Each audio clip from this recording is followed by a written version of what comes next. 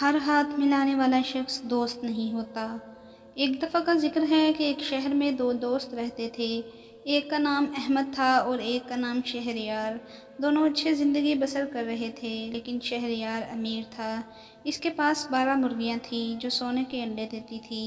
احمد کو شہریار کی امیری پر حسد تھا۔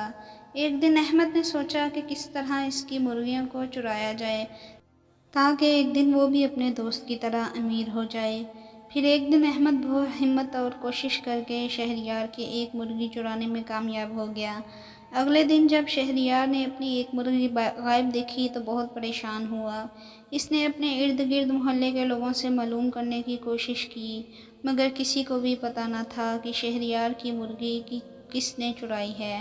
اگلے روز رات کو پھر یہی ہوا اور اب شہریار کو 12 میں سے 10 مرغیاں رہ گئیں۔ شہریار کے ذہن میں ایک آئیڈیا آیا۔ وہ رات کے اندھیرے میں گھر کے خاص کونے میں چھپ گیا۔ اس نے دیکھا کہ اس کا دوست احمد ہی آدھی رات کو گھر میں گھس کر شہریار کی مرغیاں چراتا ہے۔ شہریار یہ دیکھ کر بہت حیران ہوا اور مایوس بھی کہ اس کا اپنا دوست ہی اس کی خوشیوں میں ڈاکہ ڈال رہا ہے۔ پھر کیا تھا، شہریار چور کو پکڑنے میں کامیاب ہو گیا اور احمد کو اس کے جرم کی سزا ملی۔ احمد کے ہاتھ سزا کے طور پر کاٹ دیے گئے۔ احمد اپنی غلطی پر بہت نادم تھا اور شہر کے باقی لوگ بھی اس سے عبرت حاصل کر رہے تھے۔